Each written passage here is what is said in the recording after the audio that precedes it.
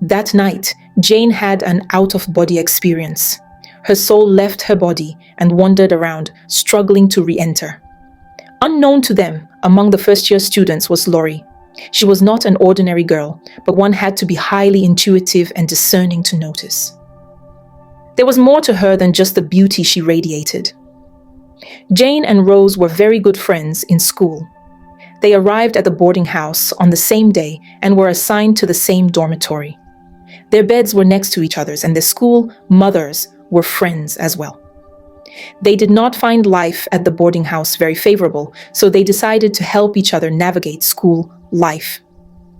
Jane had a dark complexion, short hair, and was of average height, while Rose had light brown skin, was also of average height, and wore beautiful cornrows. She was slimmer in size. They studied together, ate together, fetched water together, and did things like sisters. Coincidentally, they were in the same class as well. Some seniors picked on them and punished them for no apparent reason. However, they accepted it as their fate in the boarding house, and they decided to continue the tradition when they got to their final year. They studied diligently and progressed steadily. When they were in their second year, third term, they both decided to run for the position of dining hall prefect. They agreed that whoever won would be supported by the other as deputy dining hall prefect, depending on the outcome of the votes. When I am voted into power as the dining hall prefect, I will make sure that the number of slices of bread given to each student for breakfast will be increased, Rose said as she campaigned in the 2A1 class. Yay! Her fellow students responded with joy and excitement. Rose's promises to her fellow students were practical. She assured those with medical conditions such as allergies that special meals would be provided for them. She also promised that students suffering from joint pain would receive hot water for bathing during the rainy season. Jane wasn't doing badly either, but Rose sounded more convincing. Fortunately for Rose, she was friendlier and more approachable than Jane, so she won the election as dining hall prefect, while Mommy came in second. The margin between them wasn't large, though. At the next day's assembly, the new prefects and their deputies were announced and celebrated. Jane and Rose were very happy to have achieved their goal. They were excited to be moving into a cubicle where prefects stayed. They looked forward to the preferential treatment they would receive and were pleased that they would be exempted from some basic rules since their duties could call them at any time. Prefects started performing their responsibilities as final year students prepared for their final examination, the WASI. Jane and Rose enjoyed the authority and responsibilities their new roles brought. As the weeks went by, the term ended successfully.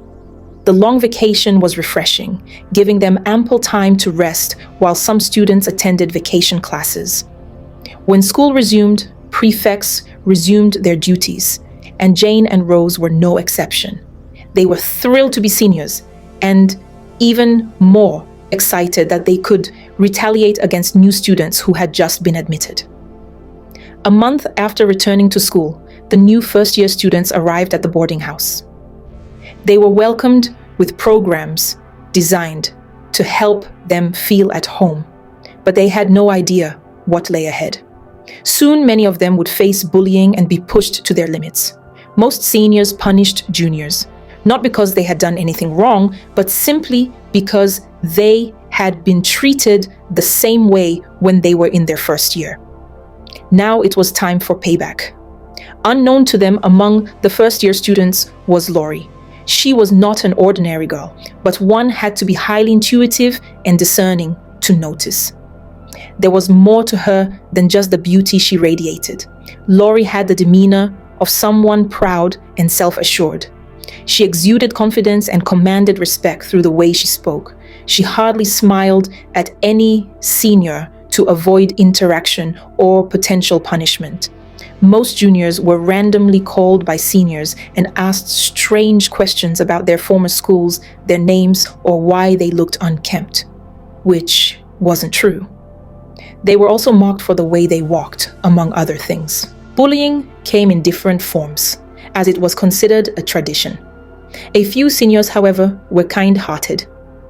They asked meaningful questions such as, why did you choose this school? What is your name and what does it mean? Who has inspired you most in life? Sing me a song.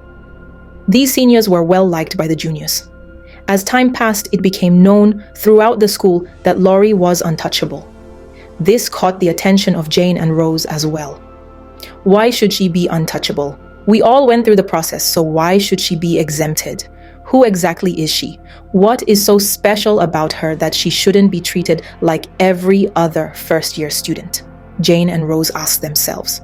After much thought, Rose advised that they leave Lauri alone. There's something strange about that girl. Something doesn't add up. She may be pretty and all, but something is off, Rose said. However, Jane was determined to humble Lauri and make her conform to the school's traditions. I don't care who she is or where she's from. If we have to punish her, we will. If she's so special, why wasn't she homeschooled instead of joining a regular school? If she's in Rome, she will do as the Romans do. Case closed, Jane insisted. Rose sighed heavily, her demeanor showing that she disagreed. She decided not to participate in any bullying Jane planned for Lauri. One evening after dinner, just before prep, Jane announced that Lauri should stay behind and meet her at the prefects' table. Since Rose was not in favor, Jane enlisted the help of her friends, Kate and Sandra. When everyone had left for prep, Jane, Kate, and Sandra sat at the prefects' table as Lauri approached. "Good evening, seniors," she greeted them, attempting to sit down. "Get up. Who asked you to sit?" Kate snapped. "You think we are your mates, huh?" Sandra sneered. "What village school did you attend that allowed you into our prestigious institution?" Jane asked. At this point, Lauri's demeanor changed. She had no answer for Jane's question. To her, her former school was not a village school, but one of the best in the city.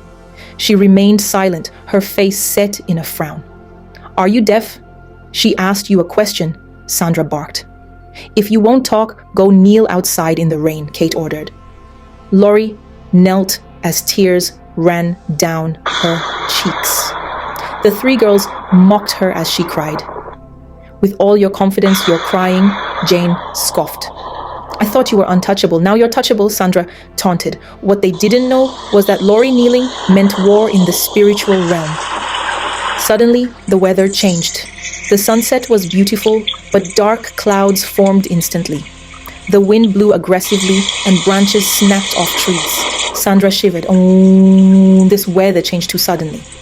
"Yes, how did a sunny evening turn stormy in a split second?" Kate asked. Jane suddenly recalled Rose's warning about Lauri. Fear gripped her and her heart pounded. Trying to maintain composure, Jane ordered Lauri to leave for prep.